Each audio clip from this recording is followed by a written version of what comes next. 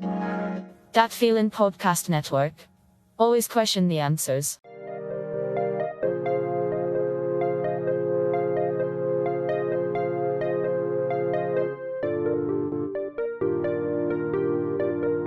What's good, everybody? It's the homie Mac, aka YaBoy, coming at you. Another installment, third episode of season 3 of I Said What I Said, Don't At Me. And I recorded this earlier this week, but something came up today that I wanted to cover in this episode. And before we get into that, let me just say shout out to the sponsors of That Feelin' Podcast Network. Plugs, Audio Swim, Premier Element UAE. Holla at your boy. Holla at my people. They'll get you squared away. All right. So, something just been on my spirit. But before we get into that, the drink of the day. Shout out again, my man Wiz's Bees. I was trying to do something different. I might have fucked up, but follow along.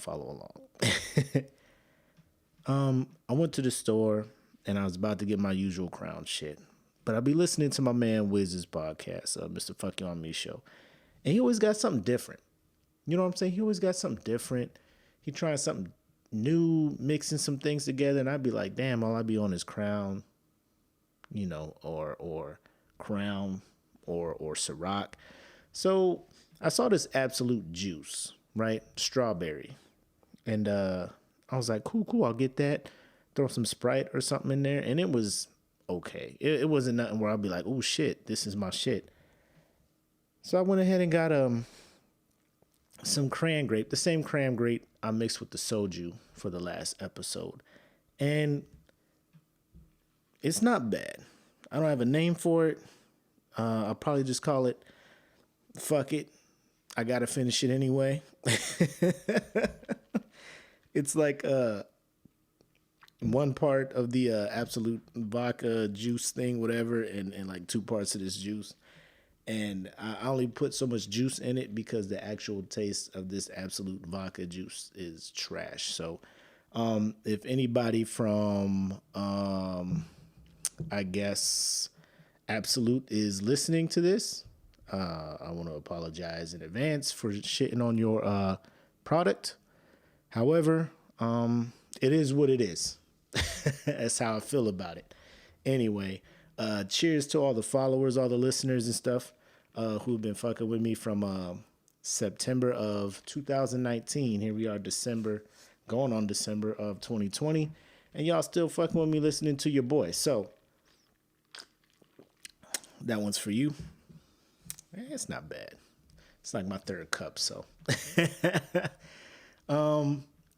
But yeah, so real quick, let me just break down what I'm trying to do for this podcast here. So if you don't know, I'm rocking with the people at DFPN, That Feelin' Podcast Network, and we do have a Patreon that is live, and we are doing things with the Patreon, which is giving people exclusive access to stuff that that people who are not Patreon users don't get.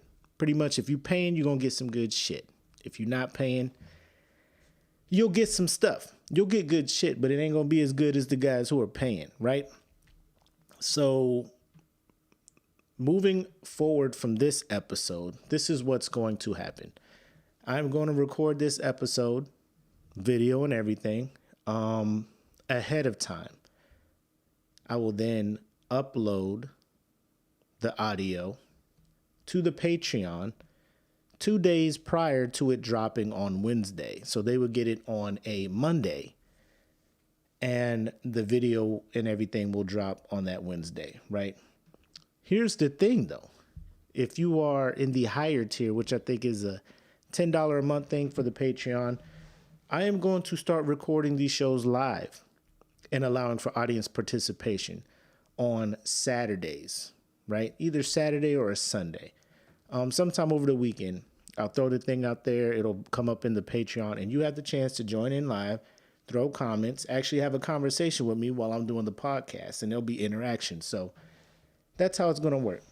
All right. So if you jump in the Patreon, pay the $10 a month, you'll get the access to the live and then also probably just get it hella early compared to everybody else. If you're paying the $3 a month, you'll get the audio early, ad-free.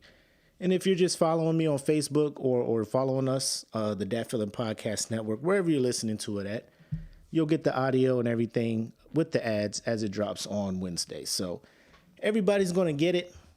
You know what I'm saying? But if you're paying, you just get a little bit more attention. You know what I'm saying? You move up the scale of clientele, if you will. So that's how I'm looking going forward. Also, I'm a big sports fan. I've been meaning to do a sports podcast, but I don't want to have it be so regimented. I got a lot of ideas and stuff come to my mind, and I think that's probably one of my biggest flaws is like my mind is always thinking of what can I do next? What's the next move? What can I do to position myself to be better off? Or what can I do to give people more of what they want? So I will do on Patreon exclusive. Just like whenever I feel like there's enough stuff to talk about in sports or something important enough to talk about in sports, I will just go on the Patreon, just go live and just chat it up about sports. And that'll be like a Patreon exclusive as well. Not sure if we're doing that for the, we'll probably do the live recording of that for the $10. And then the audio will just go to whoever is in the Patreon. And if you're not following Patreon, you're just not going to get it. So that it is what it is. But we're just trying to do stuff for the Patreon. You can understand. I don't hate y'all. There's just people who are paying for shit. So if you want that, fuck with your boy, fuck with the crew. Go to patreon.com/podcast or Dat Feeling Podcast / and you should be able to find us. Or just go to patreon.com and just search for Dat Feeling Podcast and you'll find us. Cool. I felt like I needed to get that out the way because, so let's go ahead and get into it. So let's start this off with a moment with Mac. And this comes from me having a conversation with a couple of my coworkers. And one of them just happened to say, why can't we just be nice humans? And just automatically off the top of my head, I'm just like, we can't because it's in our instinct to just hate, right? Not hate, evil hate, but like to be jealous, to be envious.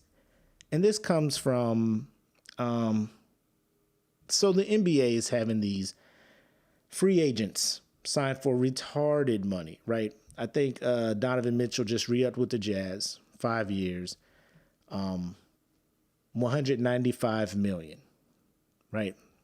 Ridiculous money. He deserves it. Man's a baller, right? And plus, who else the Jazz got? If that man leaves Utah Jazz, like, it's done. People are, like, in the comments, hating that this man is getting his money. Hating that this dude is rich. And it baffles me. I'm looking at this comment. And, like, normally I just scroll through, but I'm just looking at this comment. And every time ESPN uploads anything about anybody else signing for ridiculous money, this dude is in the comments.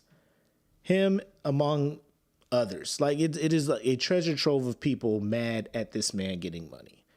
And their rationale is he should not be getting paid more in 1 year than what 99% of people are getting paid in their lives.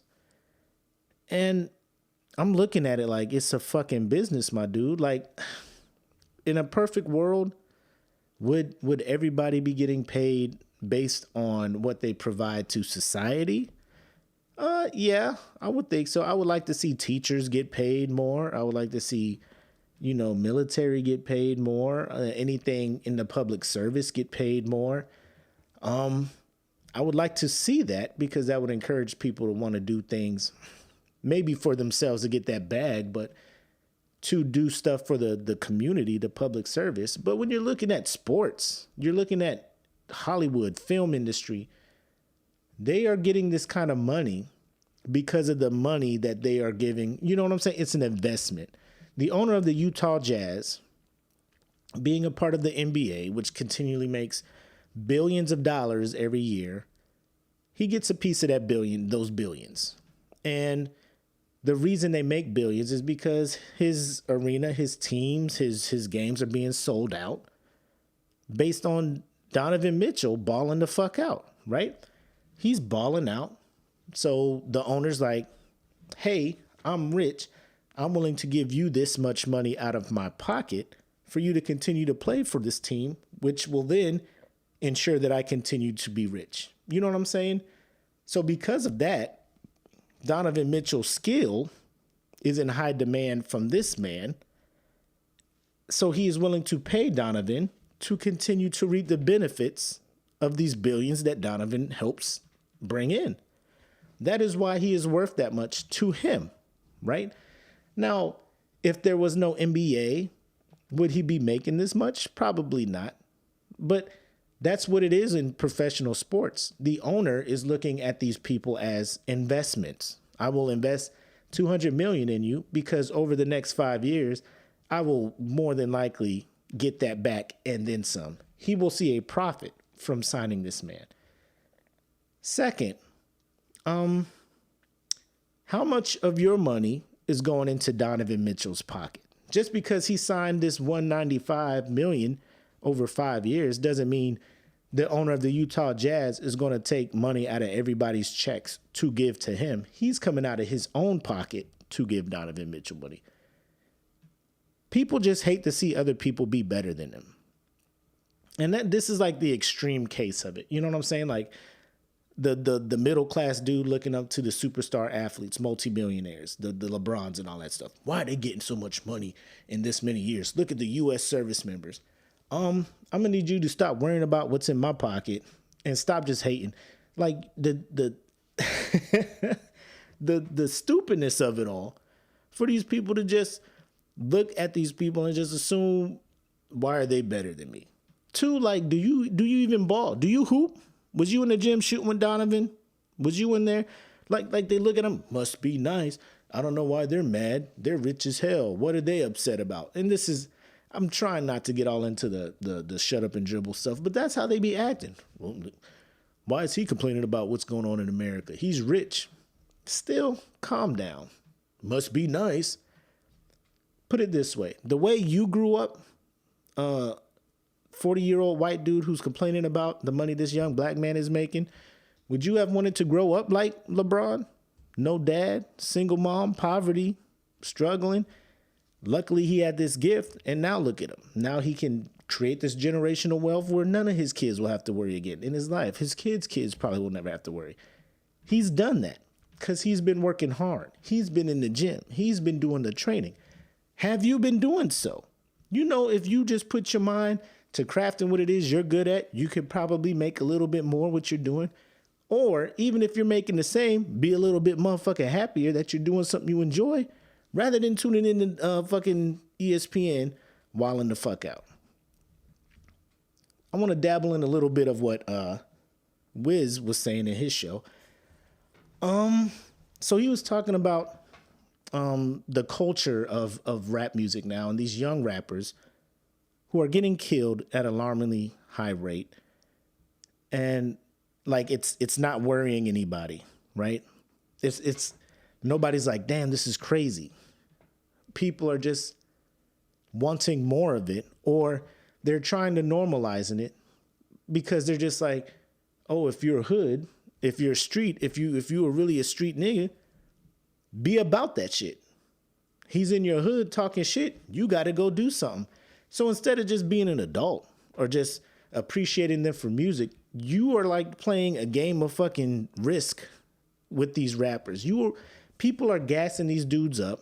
And again, I think it's the generation though, the social media, the Instagram, the likes, the comments, the clout everybody be chasing.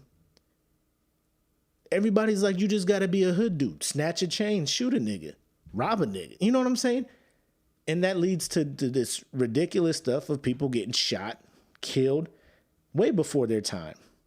Because the consumer who is working at a bank, the motherfucker listening to his hood trap shit on the way to Wells Fargo gets out, hey, how you doing, man?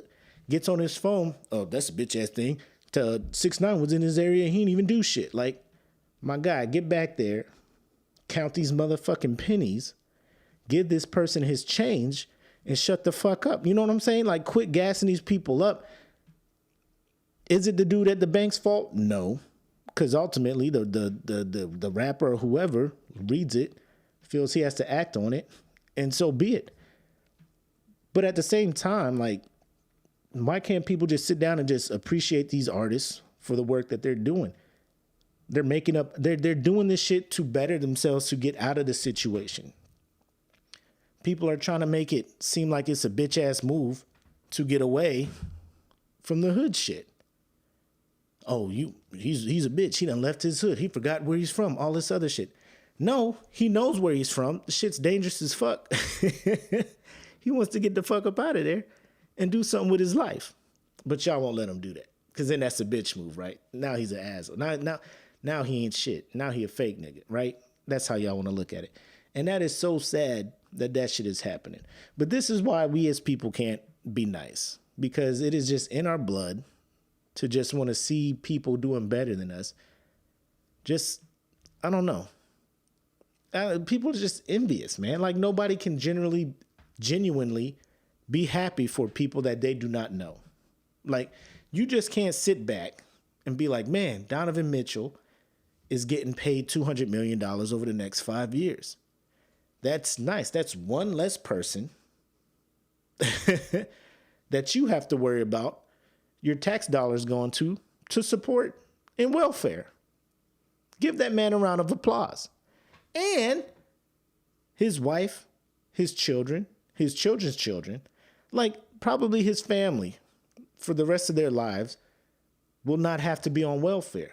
So to you, America, hating ass dude in the comments, your tax dollars will not have to go towards his family for welfare.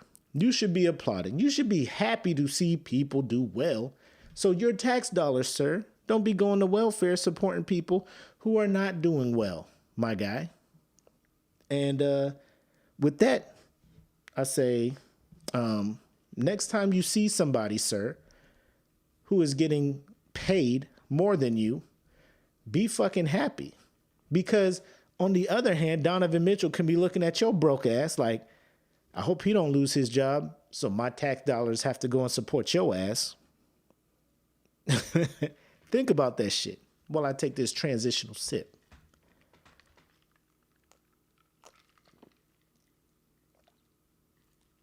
Oh, Lord Jesus. You know what? When I'm on like drink 3 of this shit, it ain't that bad. It ain't that bad. So, the add-on thing that I wanted to talk about. If you have not seen it, Dave Chappelle has about an 18-minute video. It's called Unforgiven. And truth be told, if you fuck with me, you know I'm trying to be a comedian and everything. And if you know, if you knew all that, you know Dave Chappelle is like number 1 on my list that I look up to. If you were to ask me, what is the pinnacle of a stand-up comedian? I would say what Dave Chappelle is doing. I would say Dave Chappelle right now is so in his bag. It's fucking amazing to see. So in this thing, I'm going to give you the cliff notes, but you need to watch it. He talks about how HBO Max is now streaming his show, The Chappelle Show. And he's talking about how when he was young and signed a contract with Comedy Central, he barely got pennies to the dollar. And now he's not getting paid any residuals or what is it? I think it's residuals, like when your shit is syndicated. He's not getting paid for that shit. And then Netflix started playing it, right? Netflix said, we're streaming Chappelle's show. Chappelle said he called the head people at Netflix and was like, my guy, don't stream my show because I'm not getting paid for it. It makes me feel bad when I see this shit and knowing that my hard work went into this and I'm not getting a dime. Netflix took the show off the air. Netflix did that for Dave. HBO Max is not.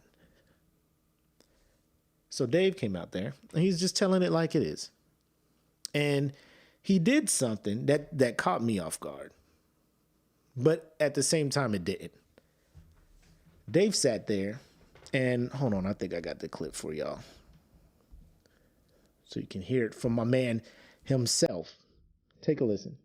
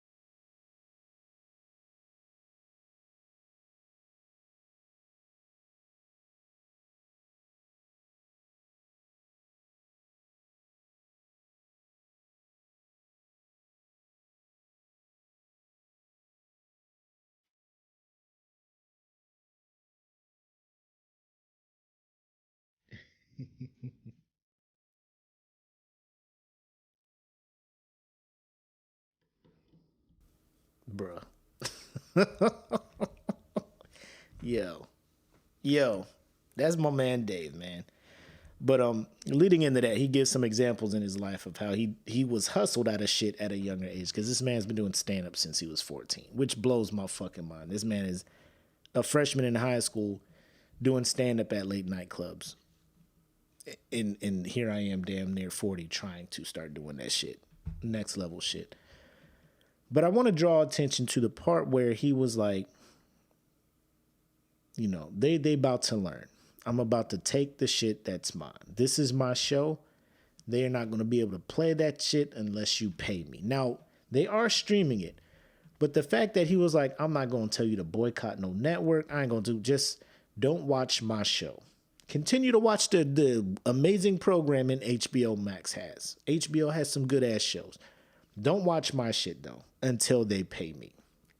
And did you hear the audience react to that? Now it's a small audience because of COVID shit, but that got pretty loud. Like people,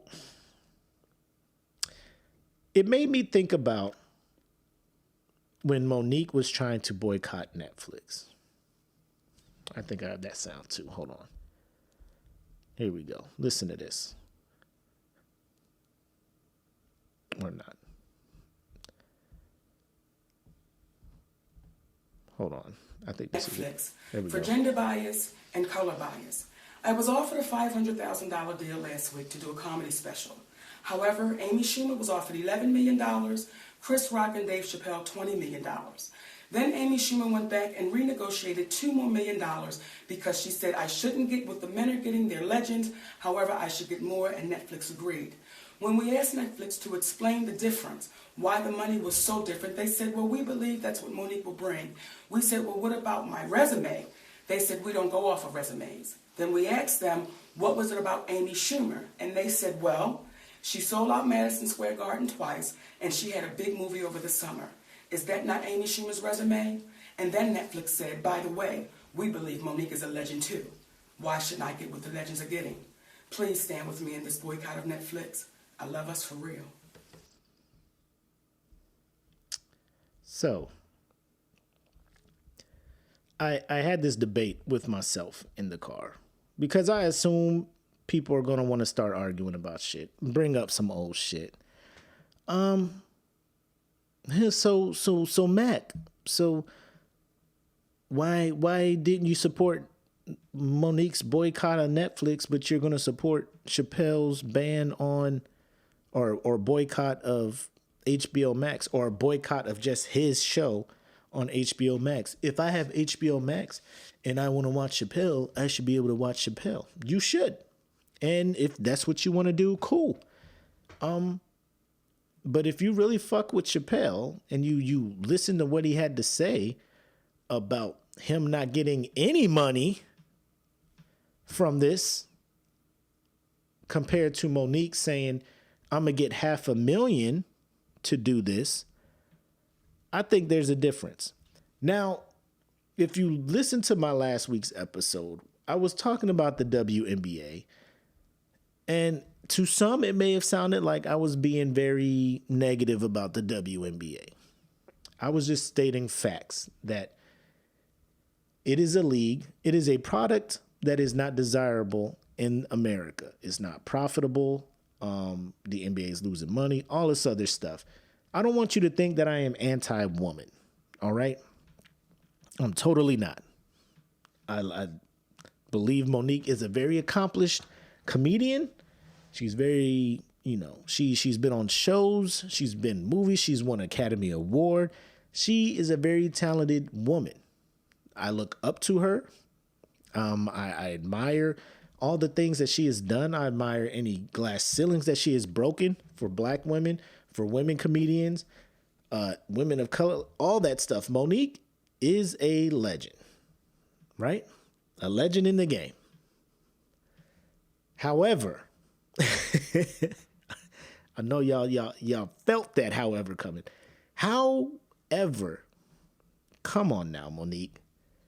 When Netflix approached you for this thing, I believe this was in 2017. Oh, fuck. I'm clicking Chrome and it's not even that. Let me scroll up and see what date this was. 2018, January of 2018. Going on 3 years. Monique was trying to get us to not watch Netflix. First of all, y'all know Netflix got them shows, man. You know what I'm saying? Like, Netflix has those shows. It is a big ask to have people give up all the entertainment Netflix has because they're giving you $500,000. And then Wanda Sykes came on. She was like, yo, they offered me $250,000. So I just went to Epix and did my special there, and I don't know how to put this. It is a what have you done for me lately thing. Like, Netflix isn't going to look at, y'all help me out. What has Monique done stand-up wise outside of the Queens of Comedy, which was not as good as the Kings of Comedy? I laughed at it. But numbers wise, what that tour brought in compared to what the Kings of Comedy brought in, it was apples and oranges. I'm not saying women can't be funny. There are women comedians out there that have me dying. I love it. I love Ali Wong. There's some up and coming ones on Netflix. The Waynes family has I forget her name. She has a stand-up, hilarious. Fuck. Now all these names are escaping me, and y'all be like, "Damn, that's how you know I don't care, because you don't even know these women's names." Calm down. Women can make excellent comedians. They just, I don't know. I think Amy Schumer making the money she did with Netflix, she just struck while the iron was hot.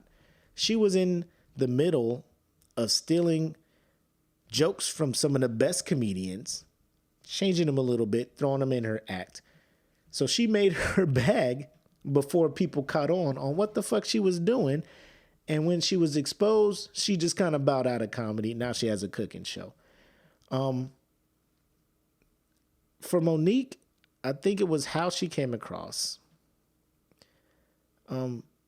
She, up to that point, really hasn't given us anything. She wasn't constantly doing a stand-up. She wasn't, I don't know what she's been doing. I know she has a couple of stand-ups on Netflix. One where she was in doing a show for some prisoners, and then another one, I forget, I think it was more of a variety thing. But Netflix isn't going to look at you for what you did back early 2000s, 90s, and your thing with the Parkers and whatnot, and be like, let's give her, 10 million to do a special. You got to be what's hot right now. That's the difference between that and Amy. Wanda Sykes, hilarious. Another comedian I love. Hilarious. She's been in numerous shows, numerous movies. She's had stand-up. She had a late night show on Fox. She's been around. And for Netflix to be like 250,000, I don't want to say that's lowballing, but I guess they're just looking at the going rate for comedians. Because, these up-and-coming comedians, I'm pretty sure they're not getting close to what you guys are getting. But because you guys have been in the game so long, there's a difference, right? There's a difference between I've been in the game for so long, I deserve respect, compared to I've been in the game killing it for this long, right? I'm trying to think of somebody.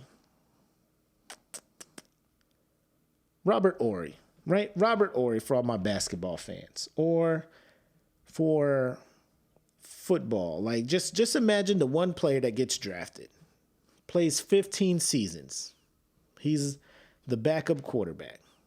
He's had some good seasons. He's the journeyman. He's always the one quarterback that's never a franchise quarterback. He's just always the gap fill for franchises who are just waiting on the next quarterback to draft. And, they've been in the league 13, 15 seasons. Are they Hall of Famers? Are they always going to get that big paycheck? No. But they've been in the game. They've been steady. Then think of people like Tom Brady, Drew Brees, Aaron Rodgers. Guys who's been in the game for long and they've been killing it. You know what I'm saying? That is these other people. And Amy Schumer was just like the Mitch Trubisky.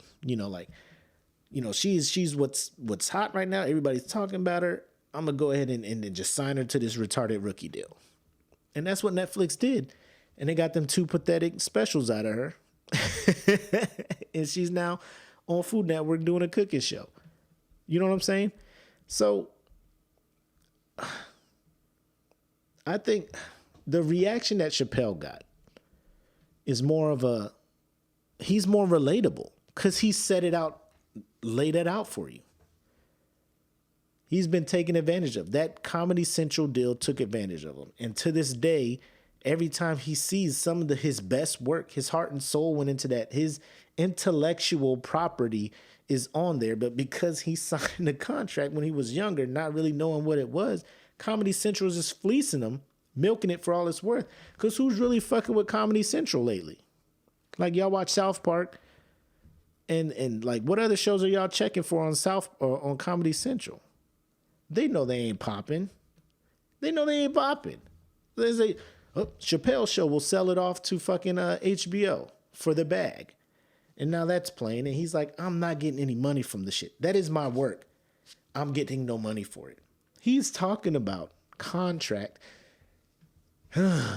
Maybe because I'm trying to be a comedian or because I'm a content creator. I understand how precious this thing that I'm doing right now, that's going to be about 45 minutes to an hour or whatnot. I'm putting effort and time and everything into this. And if this was to just be taken from me to use to make somebody else profitable and not me, you goddamn right I would feel some type of way about this shit. You goddamn right I would feel some type of way about this shit. And I would hope that y'all listening would not fuck with my shit wherever it was at until I get my money. Right? Make this shit not profitable until these people talk to me. And then I'll be like, all right, we can fuck with my shit now. You know what I'm saying? So Dave's not saying don't ever watch my shit again. He's like, just don't watch it until these people pay what they fucking owe. Nigga rules. Nigga lesson, as he said. I'm going to give these people their first nigga lesson. They're going to pay me. I was like, damn, Dave, you let them motherfuckers know. You let them motherfuckers know. So no, this ain't a bash on Monique or whatnot.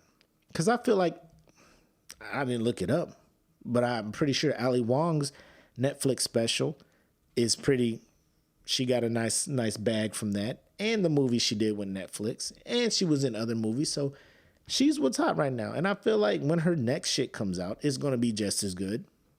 You know, you just got to keep with it. There are some male comedians who leave and come back.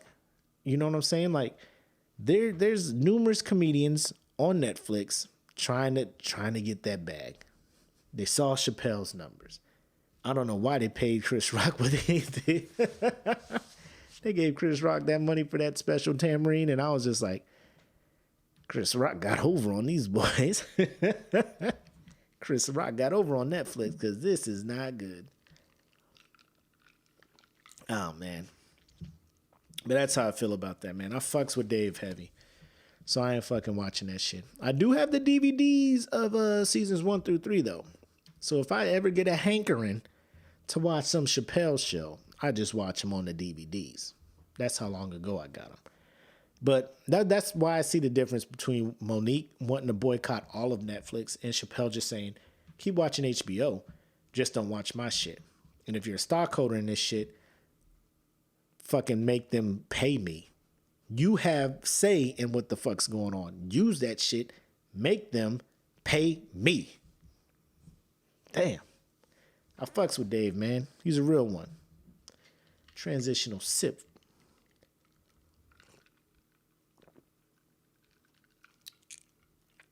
I need to start calling them sips if I'm going to just drink. All right. So here's what I wanted to talk about. Speaking of HBO Max, they got the Fresh Prince of Bel-Air reunion special streaming on HBO Max right now. If you have not watched it, go watch it. It's cool. Dave said you can watch it. He just said don't watch his shit. So go watch Fresh Prince of Bel-Air. And I only say go watch it if you ever watched Fresh Prince of Bel-Air. Like, if you watched it faithfully, go watch the reunion special. Because it had me in all of my feels, man. It caused me to go back and start watching Fresh Prince of Bel-Air from season 1, episode 1.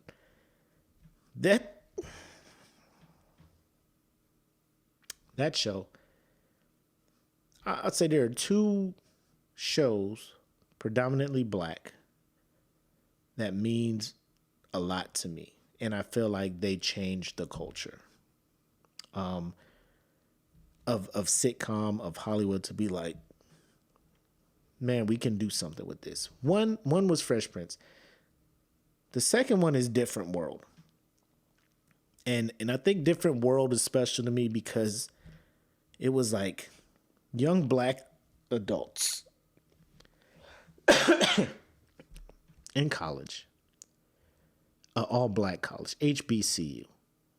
And you're just seeing them be successful. You're seeing them grow up. You're seeing their mentors be successful. Professors, you're seeing like the whole gamut of black people. And it opened the door to be like, black people are not a monolith. Cause like I'll say there hasn't been a lot of black sitcoms. And people will just be like, what about Sanford and Son? What about Different Strokes? What about this? What about that? What about, like, those shows were more like they weren't showing black people in a positive light. Like, it was a good laugh. It was good times. People tune in and laugh. Good times. You just see the struggle and you can relate to the struggle. Poverty, though. You know what I'm saying? Different Strokes. Poverty. Get adopted by the white dude. Now you're living in the lap of luxury. The Jeffersons. Just more, he's up and coming, owning dry cleaners. But it didn't hit me. 227, the Parenthood, and then CW catches on and you have Girlfriends, The Game, and all that stuff. But The Fresh Prince was my sitcom. Like, we had The Cosby Show, but it was like, it was one of those shows we watched as a family, and then it ended, and I was like, damn, that's crazy. What do we do now? Fresh Prince. Like, it was to see Will Smith, like he was the dude who I thought was cool at that age. Like, I'm looking at him, he got the freshest J's on, he got, all the clothes that at the time was fashionable.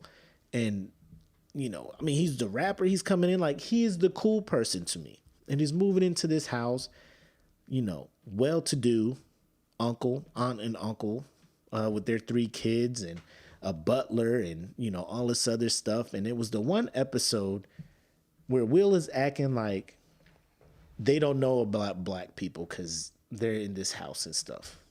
And Uncle Phil, James Avery, rest in peace, tells him, you got that poster of Malcolm X on your wall. I heard the brother speak. I'm marched with this dude. And I'm just like, yo. Like, that opened my eyes like, yo. Like, black people can be anything.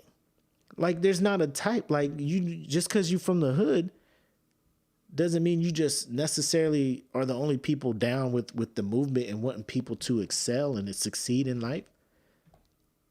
Like, oh my God. Y'all ain't fucking with me unless it hits different when you're a young black kid watching that, man. There's so many episodes of Fresh Prince.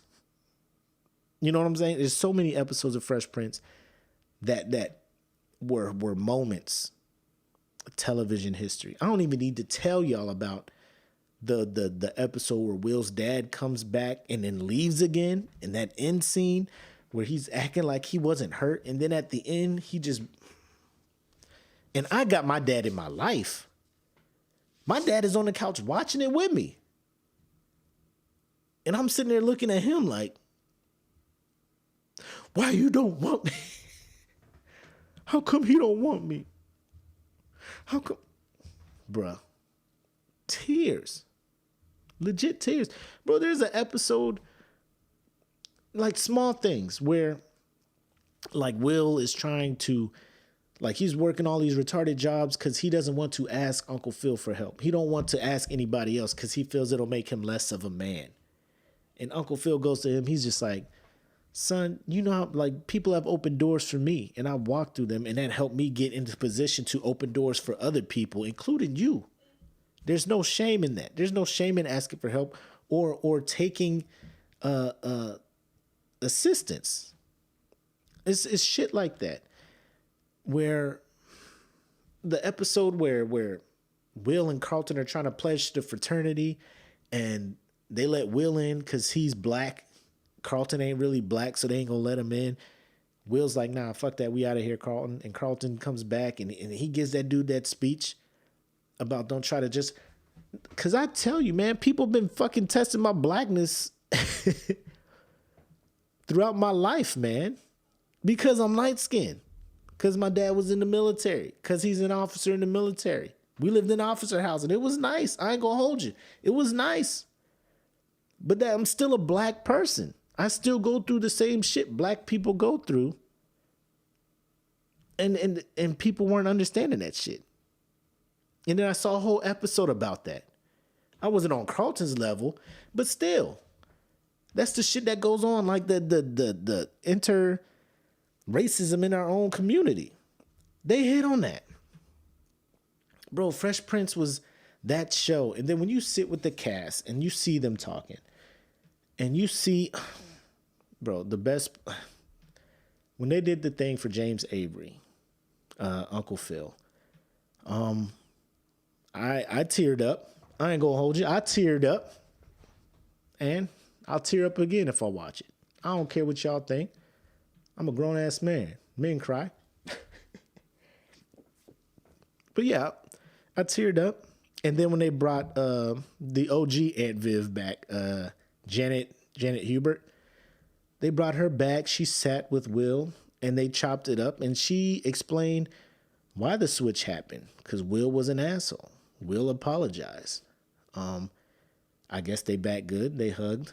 And the only part I will say is I'm upset that it was just her and Will with the one-on-one sit-down discussion, and she didn't come out to sit with the rest of them in the living room scene, or the living room setting where they were doing the the reunion at. She came out there and gave them hugs and they chopped it up for a bit, but it wasn't a part of the show. Like if she did sit down and talk, it wasn't included in the show. But just watching that show, and remembering how special it was from 1990 to 1996, because like there were shows like people be like, what about Family Matters? Family Matters had a couple of episodes, but I mean, once the network saw that Urkel was the one driving the show, driving the fans to ratings, they just made the shit as stupid as it can get. It got away from all that dealing with things going on in the black community, like things from a African American family in Chicago whose dad is a cop. I don't know what the mom was doing. They had a grandma there. They had a sister who disappeared when she went upstairs. All this shit. It was so much shit they could have hit on, but the network was like, nah, son. Steve Urkel's where it's at. I mean, I was watching one of these episodes because, you know, it's on reruns. And they sent Carl and Steve Urkel into space. Nigga, how the fuck did we end up in outer space with Carl and Steve?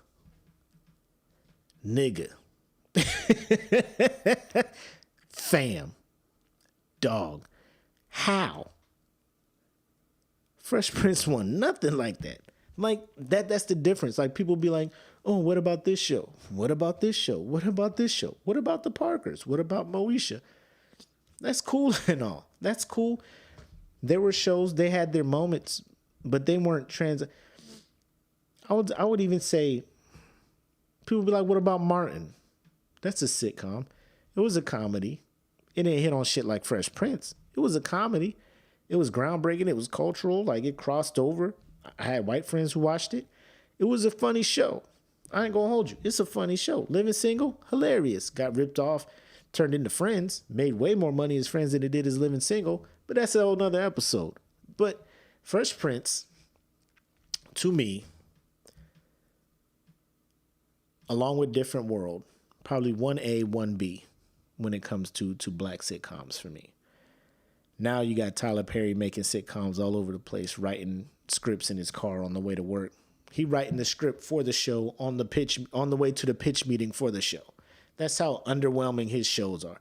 That's a whole nother podcast in and of itself. But Fresh Prince of Bel-Air was a very special show to me. I'll tell y'all a quick story. You know how I knew Fresh Prince was that shit? I was in 5th grade, and we had a contest. It was like some dental hygiene month, and there was a contest to write a rap about dental hygiene, good dental hygiene. And I was like, fuck that. That's corny as shit. I ain't doing it. Because I was trying to be a cool motherfucker, right? First prize was $100. Second prize was $50. Third place was $25. So, little redhead, freckle face, white dude named Derek, who ended up being like my best friend for 5th and 6th grade, came up to me and he was just like, I want to write a rap for this thing, but I don't know how. I was just like, just take a popular rap song that's out now, because everybody's going to flock to the popular shit, and just change the lyrics to do what, like brushing your teeth or something. It's not hard. Like Crisscross was popular. Just take jump, change it to brush or something. You know what I'm saying? He was like, I do have a song in mind, but I don't know the lyrics to it. And I was just like, oh, what song is that? He was like, Fresh Prince of Bel-Air theme song. I was like, my guy, I got you. I got you. So I did the lyrics for him. I wrote them down, gave them to him. He came back the next day, and I was tweaking this dude's rhyme, this dude's tooth rap. And he had his mom sing on the hook. He had It was corny. But I mean, it's shit like that. Like, he's just like, yo, man, my guy, I need this. And the fact that his rap went along to the rhythm and the beat of Fresh Prince of Bel-Air and it won lets you know, like, damn, people heard that beat. They're just like, oh, I know this is doom, doom, doom, doom. Iconic theme song. Iconic theme song. There's probably not one person my age, I don't even, like, who does not know the words to that song. And if they do, and if they don't, it's real problems. It's real problems right now. But that's how I feel about Fresh Prince, man. It is a staple. It is one of the things that I will never forget this show. I will always watch it if I get a chance to. There are other black sitcoms now, more than there were.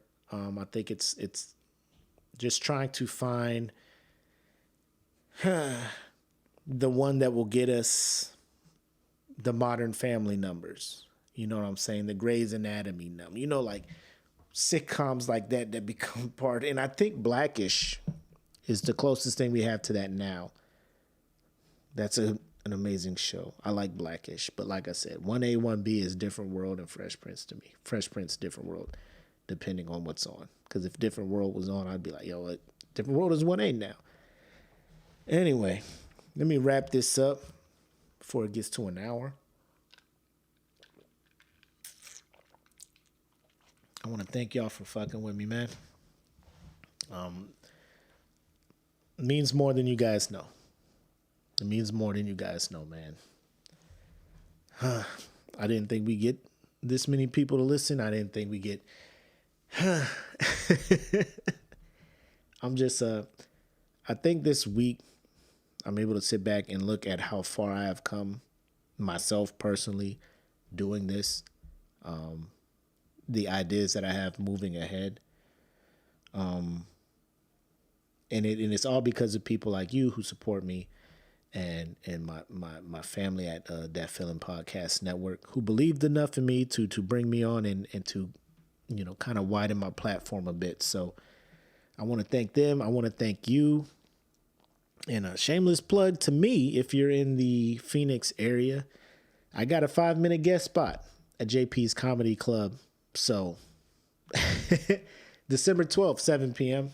I don't know when I go on. I know I'm one of the 3 guest spots before the featured and the headliner comic for that night. So if you're in the area, jpcomedy.com, scroll down to the 12th, buy tickets. It's limited seating because of COVID and all that stuff. So make sure if you are planning to go to get your tickets early. Hopefully I can record it, you know, upload it, let you guys see it.